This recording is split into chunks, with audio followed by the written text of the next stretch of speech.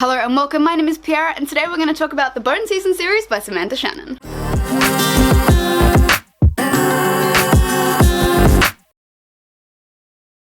The Bone Season series by Samantha Shannon is an urban fantasy 7-book series set in 2059 London. The author has described this series with a kind of Beauty and the Beast vibe with a forbidden love as well as dystopian and supernatural elements. I have partnered with Bloomsbury to bring you guys some information slash catch up slash recap slash just to generally chat about the Bone Season in anticipation for the release of the third book, which is called The Song Rising, which will be released on March the 7th. So when Bloomsbury originally contacted me regarding the Bone Season, I was a little bit iffy because I'd started to try and read the Bone Season, like maybe I got 10 pages in and I wasn't really feeling it at the time that I was reading it. So I was a little bit reluctant, but I'd only heard good things about it, so I decided, yeah, alright, I'll do it. They sent me the books and I picked up the Bone Season and I flew through it. And then I flew through the second book and then a few months later I flew through the third book. In the Bone Season, we followed 19-year-old Paige Mahoney's journey as she works in the criminal underworld in Scion, London. Scion is basically like this big corporation that just is buying all the major cities and everything. It's based at Seven Dials and is employed by a man named Jackson Hall to work as one of the Seven Seals, which are an elite group of clairvoyants. In this world, clairvoyance is seen as unnatural, and Paige is known as one of the rarest clairvoyants, a dreamwalker, which means she has the ability to enter the ether, which is the bridge that connects the clairvoyants and enter dreamscapes. One day Paige is attacked and drugged and kidnapped and taken to this secret city which is controlled by this otherworldly race called the Refate.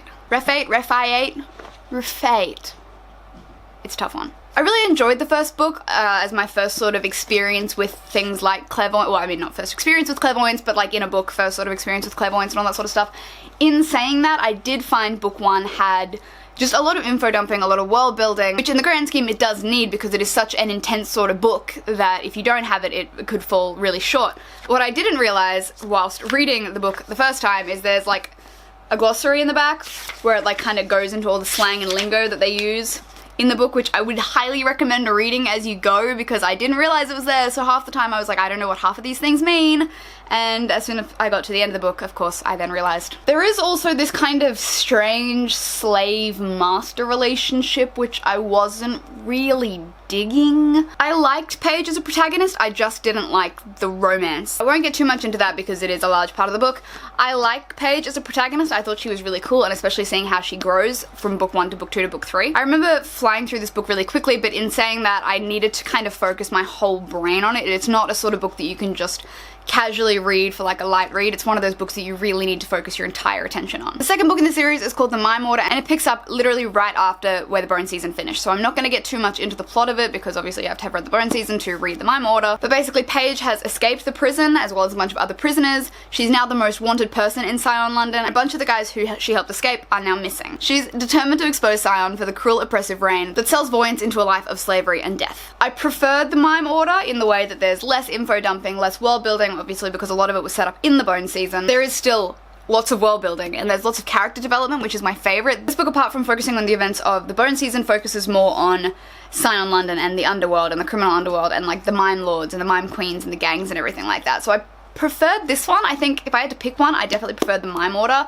Again, it's another book that you can't read lightly. It's one that you have to delve into deeply with your entire brain. Third book in the series, which comes out March 7th, is The Song Rising, and I'm not obviously going to get too much into it because it hasn't been released, but I was lucky enough to receive an ARC from Bloomsbury, so thank you guys so much for sending me that, as well as the incredible new covers on the books because I love them. But The Song Rising is just as fast-paced as The Mime Order, it's just as intricate as The Bone Season, and it was a really great third book to the series. I'm always interested when I hear about books going to be like 7 books long because I'm always kind of like, what more is there when you get to certain points? But Samantha Shannon just keeps like opening the world and opening characters and opening all these little points and twists and turns and plot points, which I just think are really, really cool. So anyway, that's kind of a little bit of a recap slash an information overload on The Bone Season by Samantha Shannon. If you haven't already picked up the series, I would recommend it if you're into something a little bit different. It's not fantasy, it's not contemporary, it's this weird sort of urban fantasy supernatural mix, which as I said earlier isn't my usual cup of tea, but I did surprisingly enjoy The Bone Season. Hope you guys enjoyed this video and I'll see you next time. Bye!